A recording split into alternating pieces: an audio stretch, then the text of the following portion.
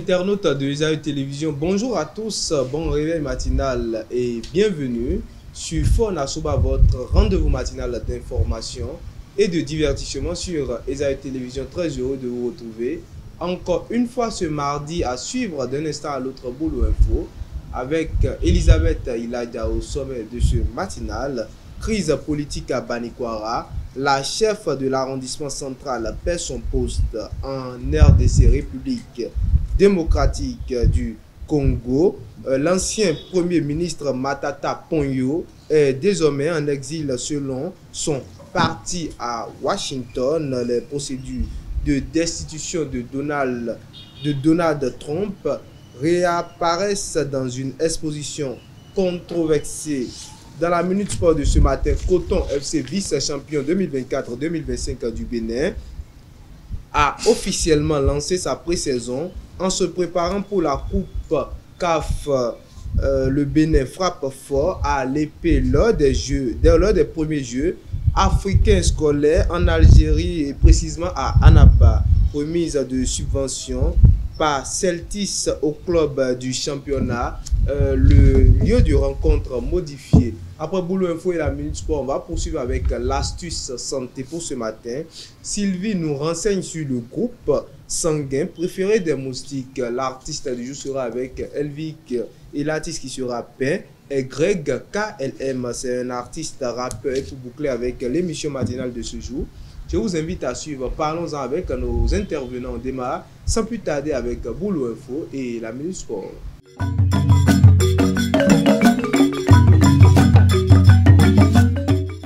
Boulot Info, c'est avec vous, Elisabeth. Bonjour.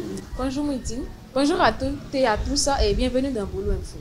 La chef de l'arrondissement central de Banikwara, Suzanne Elise Tama, a été destituée ce lundi 4 août à l'issue d'une session extraordinaire.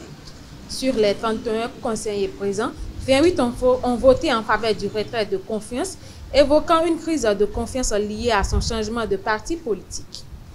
Un nouveau responsable sera désigné dans les jours à venir. Le 1er août dernier, la ville de Parakou a célébré dans la ferveur le 65e anniversaire de l'indépendance du Bénin. Autorités administratives, militaires et populations se sont retrouvés pour marquer d'une pierre blanche cette date historique. Reportage avec nos reporters.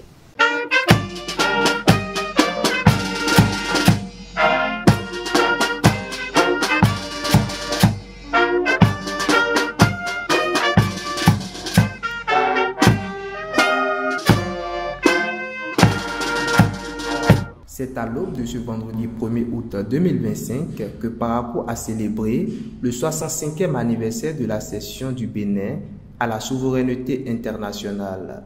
Très tôt dans la matinée, une cérémonie de dépôt de gerbes a eu lieu au pied de la statue du feu Hubert Kotoko-Maga, érigée dans la ville.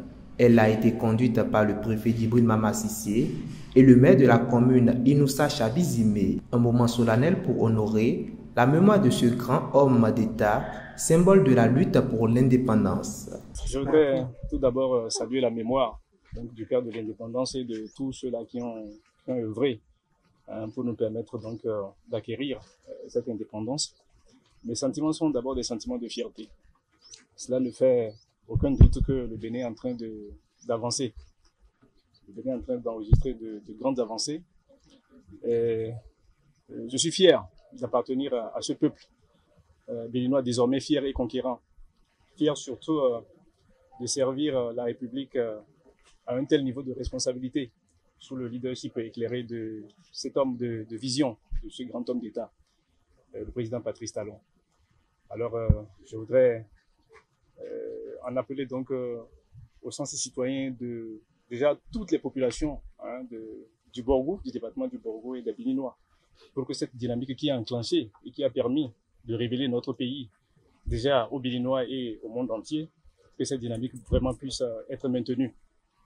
Et je pense que quand on voit ces 10 dernières années, ce qui est accompli donc comme action de développement dans notre pays, il y a souhaité vraiment que cette dynamique continue. Parce que si cela a été fait depuis que nous avons acquis notre indépendance, je pense que nous n'en serions pas là. Nous serions déjà aujourd'hui déjà ici au rang des pays modernes et développés. Alors, je voudrais donc en appeler au sens de responsabilité citoyen de tous pour que nous œuvrions donc, derrière le chef de l'État, pour le temps encore qui lui reste, comme vous avez dû le comprendre. Donc, que nous puissions vraiment faire en sorte que cette fierté, étant retrouvée, puisse vraiment perdurer. Dans son message, l'édile de la cité des Koboro a rappelé la profondeur symbolique de cette date. Il salue le progrès et appelle tous à l'unité. 65 ans, ce n'est pas 65 jours. Le Bénin a quitté loin. Certains se sont battus pour qu'aujourd'hui nous soyons libres. 65 ans après, nous pouvons dire quand même que nous avons fait du chemin. Nous avons fait du chemin parce qu'aujourd'hui, l'indépendance, ce n'est pas seulement la liberté d'aller et de venir, mais c'est aussi une indépendance économique qui a commencé. Et depuis 2016 jusqu'à ce jour, nous avons donné du contenu à l'indépendance de notre pays, avec la métamorphose que notre pays a connue, avec la métamorphose que nous constatons aujourd'hui dans toutes les communes du Bénin. Il y a eu un impact et c'est ce qu'il faut appeler réellement indépendance. On ne peut pas être indépendant et être dans une certaine léthargie.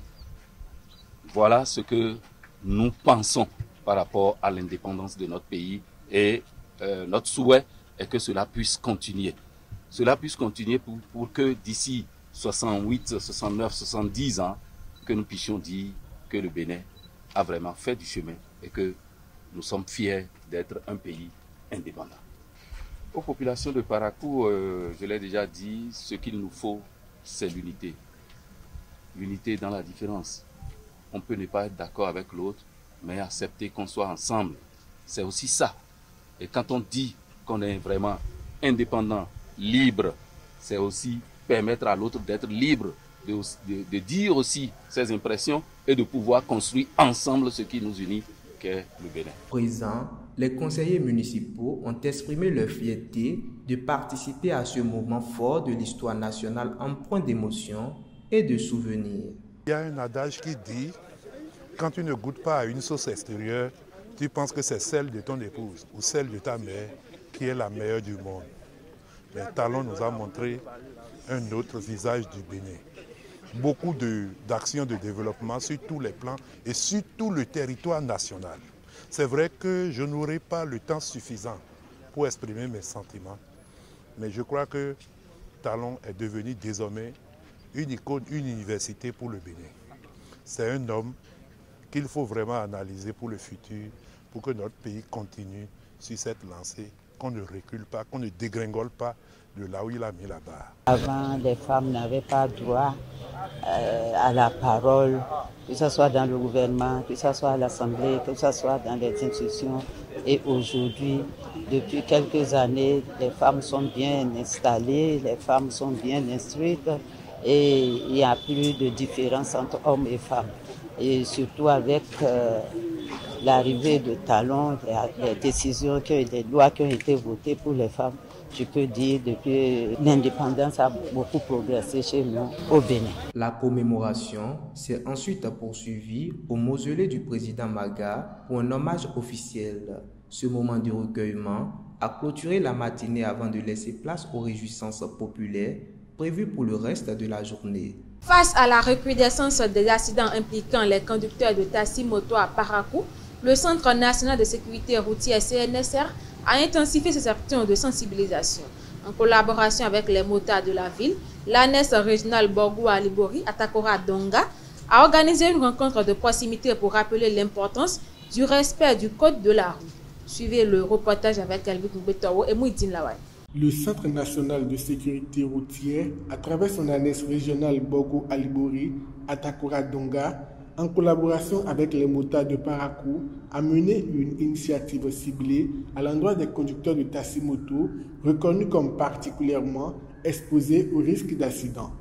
L'objectif principal de cette campagne était de sensibiliser ces conducteurs aux dangers de la circulation non régulée et de promouvoir le respect strict du code de la route.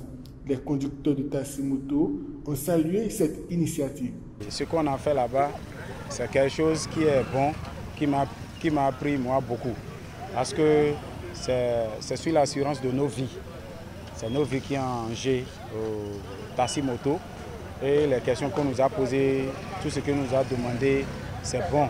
Moi, je vois que c'est une très bonne chose parce que si cela pouvait se répéter régulièrement, je pense qu'il y a beaucoup qui vont comprendre les enjeux au fait. Tout ce qu'ils ont dit, moi j'ai beaucoup apprécié. S'il y aura de l'assurance dedans et du contrôle dedans comme ça, vraiment ça nous fera un grand plaisir et tout le monde serait kiff. Je pense qu'il n'y aura pas de l'accident.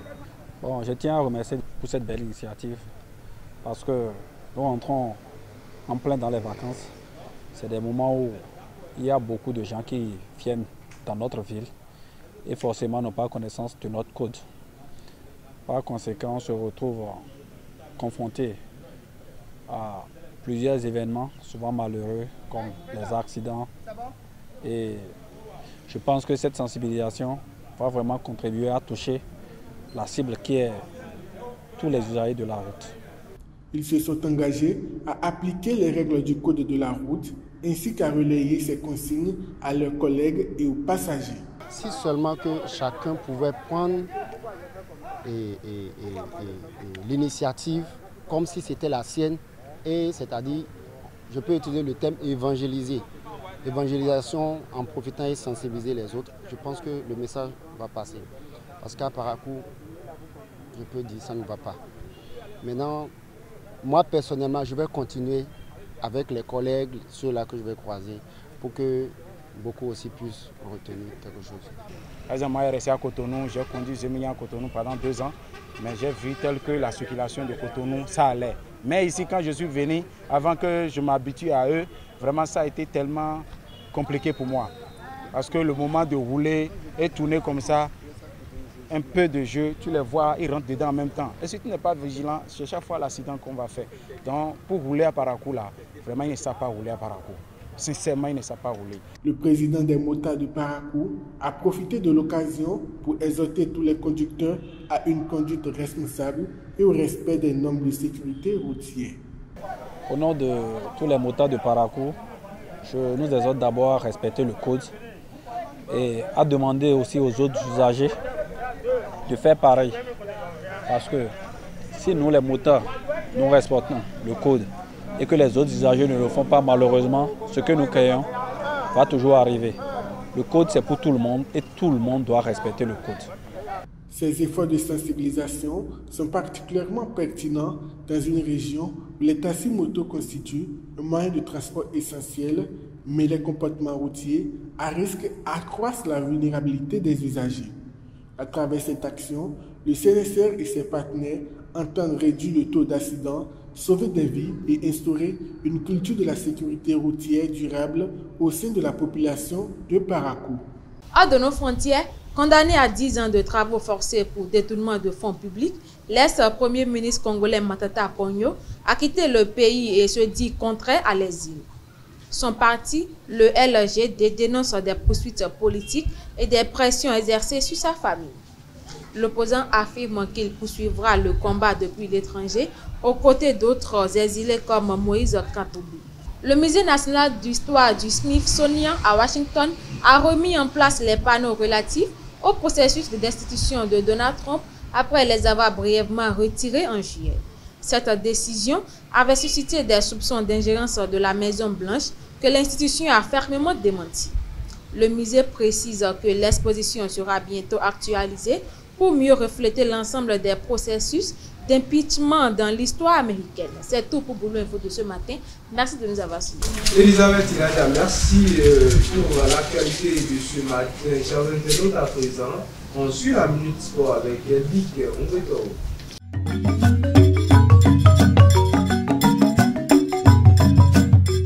Coton Football Club lance sa pré-saison.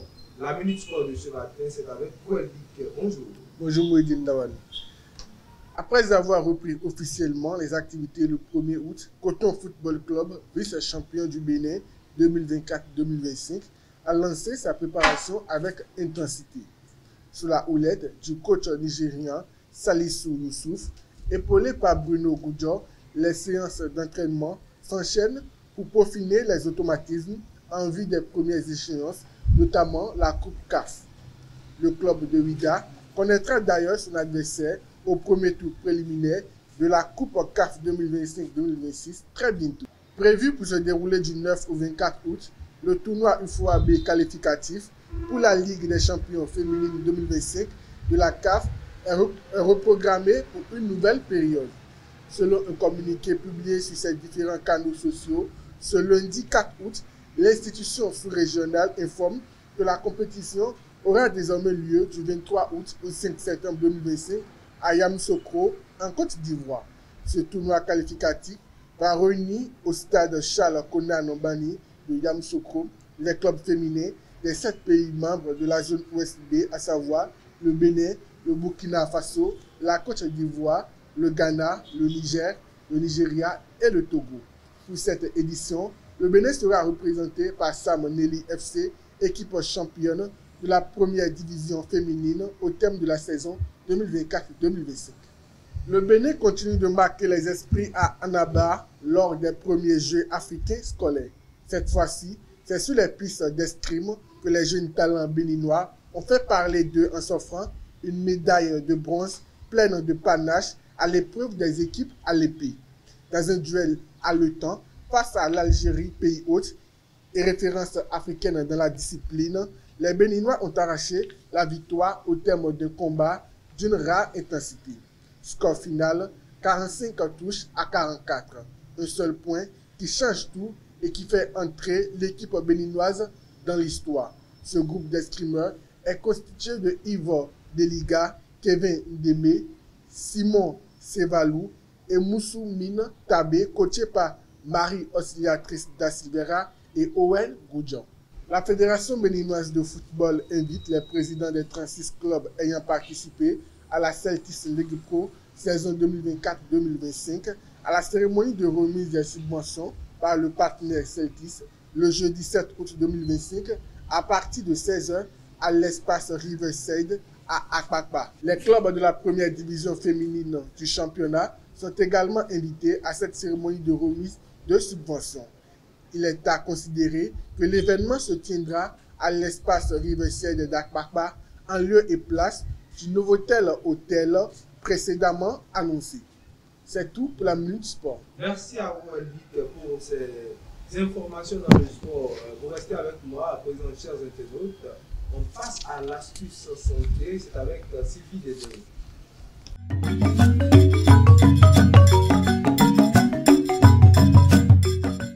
Le groupe sanguin aimé par les moustiques, l'astuce santé, c'est avec vous, Sylvie. Bonjour. Mouidine Lavani, bonjour. Amis internautes de EZAE Télévision, bonjour et bienvenue sur la rubrique Astuces santé. Les moustiques, en particulier les femelles, car ce sont elles qui piquent, ont besoin de protéines contenues dans le sang pour nourrir leur œuf. Mais elles ne piquent pas au hasard. Elles sont guidées par plusieurs signaux émis par le corps humain. Dioxyde de carbone CO2 émis par la respiration, température corporelle, odeur de la peau, le groupe sanguin. Les moustiques ont un groupe sanguin préféré, le groupe sanguin O. Des études, notamment une recherche japonaise publiée dans le Journal of Medical Entomology, ont montré que les moustiques ont des préférences marquées. Les personnes de groupe O sont piquées 2 fois plus souvent que celles du groupe A. Le groupe B arrive en position intermédiaire. Le groupe A est le moins ciblé. Taux de piqûre estimé par groupe selon certaines études. Groupe O, environ 83%, groupe B, environ 66%, groupe A, environ 47%. Pourquoi les moustiques préfèrent-ils le groupe O? Ce n'est pas seulement ce qui est dans le sang, mais ce que votre corps sécrète à la surface de la peau. Chez environ 85% des gens, le groupe sanguin est aussi détectable à travers la salive, la sueur et la peau. On les appelle des sécréteurs. Ces personnes émettent des substances chimiques qui attirent les moustiques. Ainsi, une personne de groupe O, qui est un bon sécrétaire, devient une cible idéale pour eux. Quels sont les autres facteurs qui attirent les moustiques? Outre le groupe sanguin, plusieurs autres éléments vous rendent plus ou moins attirants. Le CO2 que vous expirez, plus vous en produisez, plus vous attirez les moustiques. La transpiration. Les moustiques sont sensibles à l'acide lactique produit lors d'un effort ou par la chaleur. La température de votre peau.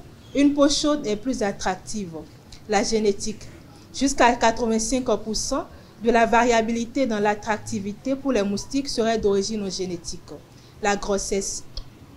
Les femmes enceintes attirent plus de moustiques, augmentation du CO2 et température corporelle. Les moustiques ne choisissent pas leurs victimes au hasard. Le groupe sanguin, la génétique, les sécrétions corporelles et bien d'autres facteurs influencent leur choix. Si vous êtes de groupe O, courage, vous êtes plus délicieux à leurs yeux ou plutôt à leur odorat. C'est tout pour la suite santé de ce matin. Merci de m'avoir suivi. À très bientôt. Et Sylvie, Dédéo, ce n'est pas du tout gentil. Quand on est du groupe O, le fait d'être délicieux pour les moustiques, c'est... Je suis aussi du groupe sanguin O. C'est ce que je voulais justement vous demander. Moi, je suis du groupe B, mais j'ai l'impression que les moustiques s'intéressent plus à moi. Ça arrive parfois. Merci à vous, Sylvie. Pour les conseils santé de ce matin, chers internautes, à présent, Elvic Ongoto une fois encore pour l'artiste du jour.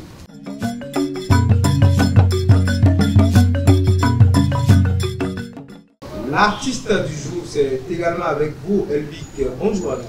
Bonjour à nouveau, Mehdi Nawani. Internaute des Airs Télévision, bonjour à nouveau. Greg KLM est un artiste rappeur béninois actif sur la scène musicale urbaine au Bénin. Il est reconnu pour son style percutant et ses textes engagés, contribuant ainsi au renouveau du rap béninois. Greg KLM s'est fait remarquer avec des titres tels que Nouveau Business, en collaboration avec Le Renoir et Estem, qui ont salué son énergie et son authenticité. Il a également participé à des projets comme Cotonou Boy Show, mettant en avant les talents locaux de la scène rap. Originaire de Cotonou, Greg est impliqué dans la promotion de la culture urbaine béninoise.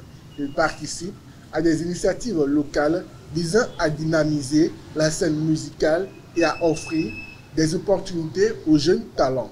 Greg KLM a collaboré avec divers artistes de la scène béninoise, contribuant à des projets collectifs et des compilations qui mettent en lumière la diversité et la richesse du rap local. C'est tout pour l'artiste du jour. Merci à vous, Elvic Ongoto, pour l'artiste du jour. À présent, chers internautes, j'installe pour vous le Parlons-en. Ce matin, on parle de la discussion. Et c'est avec Sylvie et Elisabeth Ilaja.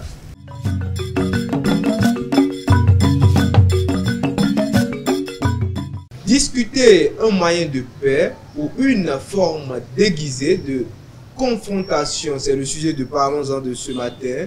Et le débat est avec vous, Sylvie Dédéo. Bonjour à nouveau. Bonjour à nouveau.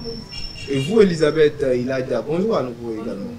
Alors d'entrée, je m'adresse à vous, Elisabeth, discuter un moyen de paix ou une forme déguisée de confrontation. Quel est votre avis sur le sujet de ce matin? Bon, moi, la discussion, c'est pour un moyen de paix. La discussion, pour vous, c'est un moyen de paix tout court. Sylvie, la discussion. Pour moi, c'est une forme déguisée de confrontation. En quoi discuter est une forme déguisée de confrontation? Bon, pour moi, quand on dit discuter, par exemple, bon, je suppose qu'on a un problème et qu'on va discuter. Ça veut dire qu'on va s'expliquer, on commence par les bases du problème, ce qui a provoqué. Et je crois que quand on commence à parler de ces trucs-là, ça réveille en tout cas la colère qui était en soi avant. Et si on n'arrive pas à contrôler ces émotions, ça peut venir encore en dispute et encore aller plus loin. D'accord, on a compris, Sylvie Dédéo. Il y a des fois, quand on essaie d'expliquer ce qu'on a sur le cœur, on finit par heurter l'autre. Alors, et vous, Elisabeth, vous dites que discuter, la discussion ce matin, c'est un moyen de paix. Pourquoi? Bon, d'abord, s'il y a un malentendu entre deux personnes et que l'autre décide de discuter, plutôt, et si l'autre décide d'abord de discuter, c'est parce que l'autre d'abord veut d'abord voir s'il y aura la paix entre eux en fait. C'est-à-dire que, bon, si je vais essayer d'en parler, alors, bon, je vais essayer de lui dire que bon, ce que tu m'as fait m'a vraiment fait du mal en fait. Je n'ai pas aimé plata. Donc en réalité, c'est un peu ça, et chercher d'abord un terrain d'attente en fait. C'est-à-dire chercher d'avoir, donc de réinstaurer la paix entre les deux en fait. Donc c'est quand ça échoue parfois, donc ça vient au drame. D'abord, c'est un moyen de paix. C'est un moyen. Pour avoir la paix, à instaurer la paix, c'est pourquoi on décide de discuter plutôt que bon, de prendre pas d'autres moyens. Vous n'avez pas l'impression que Sylvie également a raison. Elle dit un peu la vérité ce matin quand elle dit que parfois quand on essaie d'expliquer quand on essaie de discuter, de communiquer avec l'autre, on finit par mal se comprendre parfois et ça vire au drame. En fait, si on décide d'abord de discuter avec l'autre, c'est parce que d'abord, on a d'abord décidé d'aller mollo en fait. C'est-à-dire que de ne pas prendre ça comme quelqu'un qui est vraiment énervé. C'est-à-dire on se dit que bon, c'est ça, on se dit que bon, je vais essayer de trouver un terrain d'entente entre nous. C'est parfois quand ça échoue que ça vire au drame. C'est comme je disais avant, c'est quand ça échoue que ça vire au drame. D'abord, quand on fait d'abord le premier pas pour discuter, c'est pour d'abord chercher un terrain d'entente, c'est-à-dire un moyen de paix, de se dire que bon, on peut faire mieux que de se battre en fait. Moi, je crois que ça dépend de comment la personne est venue discuter. Il y a des personnes qui viennent vers toi. Bon, je suppose que vous avez un malentendu, un problème, par exemple, et ces personnes-là viennent. Au fait, ces personnes-là s'attendent à ce que tu goûtes tout ce qu'ils disent, quoi. C'est que, bon, je suppose que le problème, il y a un problème qui est là entre vous. C'est que la personne vient, par exemple, elle commence par parler et s'attend à ce que toi, tu te taises, au fait, pour que la paix soit instaurée. Et c'est quand toi-même, tu essaies de vouloir t'expliquer maintenant que ça vire au drame, au fait. En fait, quand on parle de discussion, c'est d'abord, c'est pas seulement une personne qui parle et puis l'autre. C'est pourquoi il y a ça, c'est la personne en face de toi. C'est entre deux ou plusieurs personnes. Donc, en réalité, si moi je viens, si par exemple, maintenant, moi, c'est-à-dire que je me dis que je n'ai pas aimé ce que Sylvie m'a fait en fait. Je ne suis pas venue là pour te convaincre d'épouser mon idée en fait. Non, je suis venue là pour dire ce qui me fait mal en fait, moi. Et puis à toi maintenant de t'expliquer, si peut-être que c'est bon, moi je me dis que peut-être que c'est toi qui es en erreur. Et puis toi tu te dis que c'est moi qui est en erreur. Donc c'est à toi de me convaincre, de me dire que bon, en réalité, tu n'as pas fait ça comme ci, comme ça. Tu voyais la situation comme d'une autre manière en fait. Et puis on s'entend en fait, c'est parce que quand on parle de discussion, je ne suis pas là pour te convaincre en fait, non. On parle et puis on discute pour trouver un terrain d'entente en fait. C'est pas forcément pour faire que l'autre adore moi mon idée, non. Sylvie, des fois quand on essaie de discuter, finalement on s'écoute pas. La discussion, comme l'a dit Elisabeth, c'est une sorte d'interaction. Vous parlez, je parle, Elisabeth parle. Bon, on est en dispute tous les trois. Vous parlez, je parle, et Sylvie parle. Tout le monde parle à la fois et on veut on veut expliquer pourquoi on a fait ci, l'autre veut expliquer pourquoi il a fait ça. Mais finalement, on ne se comprend pas. Est-ce que c'est vraiment nécessaire dans ce cas de discuter? Parfois, on s'embrouille même dans les discussions parce que je suppose qu'on est trois, par exemple, à être en train de discuter. C'est que je suppose qu'Elisabeth est en train de dire quelque chose qui ne me convient pas. Je voudrais en même temps, en tout cas, m'expliquer. Et là, ça devient de l'embrouille, quoi. Tout le monde veut parler au même moment, tout le monde veut s'expliquer. Et à un moment donné, on a l'impression que chacun veut avoir raison, quoi. Personne ne veut avoir tort. Et là, ça devient de l'embrouille. Et il y a même des paroles, des propos et blessants qui peuvent sortir, en tout cas, de la discussion qu'on a instaurée là. Et qui peut heurter la sensibilité de l'autre. Et là, ça devient encore pire. En fait, moi, je crois que quand ça devient déjà un sujet de trois personnes, par exemple, là que vous ne vous entendez pas du tout.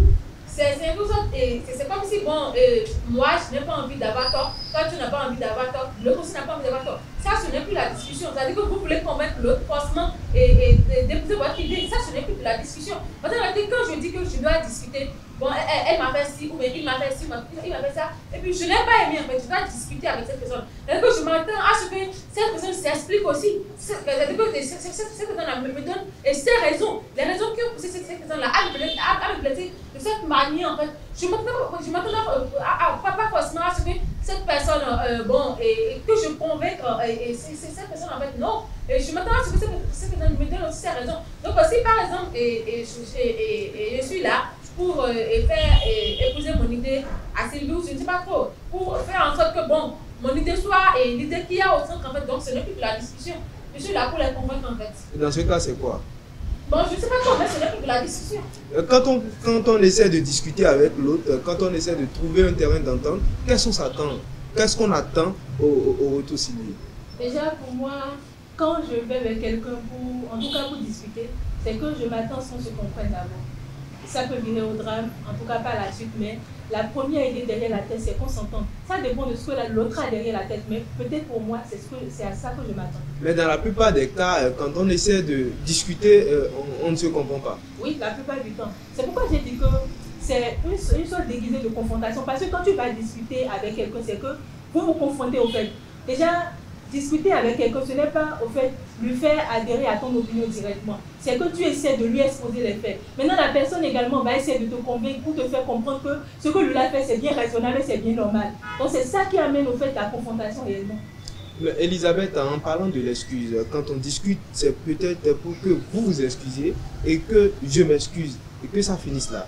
C'est normalement ça. Oui, en fait, si par exemple, l'autre essaie d'expliquer à l'autre, en réalité, le numéro 1 essaie d'expliquer au numéro 2 que bon, en réalité, moi je me pense que tu t'excuses, en réalité, tu as eu tort. Mais que le numéro 2 se dit peut-être que bon, moi je n'ai pas eu tort. C'est toi qui as eu tort, parce que ça veut dire que les raisons sont là. Donc le mieux en fait de chercher peut-être une personne neutre, une personne qui va pas, qui va se une personne en fait, qui verra un médiateur. C'est ça en fait. Et puis le problème c'est qu'il faut d'abord un degré de maturité avant de dire que bon, on veut discuter en fait. Parce que si les deux sont immatures, bon, ça va finir par virer à la confrontation en fait. Donc moi je me dis que bon, je dois faire ci, je dois parler de ci à ça, et avec Sylvie, mais que je suis très très immature, et qu'elle dit que Sylvie aussi du moins est très très immature. Donc on va finir par se disputer, et plus discuter en fait, on va plutôt se disputer verbalement, c'est-à-dire que pour lancer des mots qui bon, je vais peut-être regretter après, ou quelqu'un va peut-être pas aimer après en fait. Donc en réalité, et quand on voit que bon, entre les deux, la discussion vit déjà à la confrontation, le mieux c'est de trouver un médiateur en fait. Elisabeth parle de la discussion comme le fait de se dégager. Or, quand on décide de se dégager, tous les coups sont permis. On se dégage vraiment. On dit des choses qui peuvent heurter l'autre, mais c'est toujours pour trouver ce terrain-là d'entente. Sylvie Dedeo, est-ce que parfois il ne le faut pas, voilà, pour pouvoir régler les choses? Je crois que parfois même le silence peut tout résoudre. Parce que je suppose que bon, je vais discuter avec Elisabeth Pazin, que j'ai déjà un décret de colère en moi. Si par exemple je veux discuter, ce ne serait plus réellement de la discussion, ce serait une dispute, parce que je vais vouloir exposer mes faits, et sous l'effet de la colère et tout, ça peut virer au drame. Donc dans ce cas-là, je crois que si on a envie de discuter avec quelqu'un, on ne le fait pas sur le champ où la colère est là. Peut-être à tête reposée, peut-être après quelques jours, tu sais déjà que dans ton cœur tu as apaisé, tu peux revenir vers Elisabeth, venez là vous parler en tout cas, pas à pas quoi. Mais si c'est à l'instant T où le truc s'est posé, que la colère est déjà à son niveau maximal, c'est que ça ne pourra pas marcher. Pour instaurer la paix avec une dispute, Elisabeth, comment doit-on s'y prendre? Pour instaurer la paix, une discussion, comment doit-on s'y prendre? Bon, d'abord, c'est comme Sylvie l'avait déjà dit avant. Et bon, ce qu'elle vient de dire en fait, et elle dit que quand la colère est présente, bon, on peut, si peut-être par exemple maintenant, elle a envie de régler le problème maintenant, par exemple, moi je suis très en colère, je me dis que si elle prononce un seul mot, par exemple, maintenant, je vais commencer par, en tout cas, par la violence verbale en fait. Le problème c'est que bon, je peux dire après, pas maintenant en fait. Donc en réalité, on n'est pas obligé de régler le problème sur le champ. On peut attendre quelques heures ou quelques jours, c'est-à-dire qu'apaiser, le cœur de chaque personne est déjà apaisé à ce moment-là, et maintenant on peut reprendre. Et on peut commencer avec la discussion pour essayer de dire ce qui fait mal à l'autre. Et puis le problème c'est que quand on fait la discussion, il ne faut pas forcément s'attendre à ce que l'autre te caresse dans le sens des poils. Non, l'autre dit ce qui ne va pas dans son cœur en fait. L'autre veut ce qui lui a fait mal. Donc il faut peut-être vraiment que l'autre expose peut-être de tels défauts en fait. De dire que tu fais ça, et puis c'est pas bien. Donc, et puis tu acceptes parce que tu sais, au fond de nous, on connaît tous nos défauts. Tu sais que si l'autre dit peut-être pas maintenant que tu as l'habitude de trop crier sur les gens, même si je ne veux pas, même si je me dis que bon, pourquoi il t'a comme ça, c'est aussi au fond de moi que c'est vrai en fait. Donc en réalité, il faut vraiment qu'on accepte d'abord nos défauts et puis qu'on soit ouvert d'esprit aussi à accepter que bon, l'autre n'est pas vraiment notre body, c'est pas quelqu'un à qui tu vas tout dire parce que tu es en colère pratique des trucs comme ça. Donc il faut vraiment que chacun accepte sa part de responsabilité d'abord avant qu'on ne pense à avoir la paix. Chacun a ses humeurs. Sylvie, la même question s'adresse à vous. Comment doit-on s'y prendre quand il s'agit de la discussion, quand il s'agit de se dégager, quand il s'agit d'interagir avec l'autre, avec la discussion? Je l'ai dit tout à l'heure, quand vous savez que vous voulez discuter, qu'il y a une situation, prenez le temps de vous reposer. Pourquoi même pas plusieurs jours après, où chacun est déjà apaisé, où en tout cas vous avez retrouvé vos idées. Après ça maintenant vous pouvez aller vers cette personne. Si vous allez même vers la personne et vous voyez que la personne, sa colère n'est pas encore, en tout cas la colère n'a pas encore baissé, que cette personne la veut vous prendre en tout cas par la violence, retirez-vous d'abord et allez-y. Peut-être même que cette personne me viendra en tout cas s'expliquer après. Et si cette personne ne revient pas, vous pouvez repartir à nouveau maintenant vous expliquer. Mais ne faites rien sous le coup de la colère, parce que quand on fait des choses sous le coup de la colère, on regrette beaucoup. Merci Sylvie Dédé, merci Elisabeth Iladia. Chers internautes, je rappelle le sujet de ce matin, discuter un moyen de paix ou une forme déguisée de confrontation. La communication, c'est le centre du monde, il faut savoir discuter, il faut savoir parler à l'autre, parce que quand ça sort, c'est difficile de récupérer. Merci une fois encore Sylvie, merci Elisabeth également d'avoir pris part à ce panel. Chers internautes, nous voici à la fin de Parlons-en de Faune Assoba de ce matin. Merci d'être resté avec nous jusqu'au bout et à très bientôt.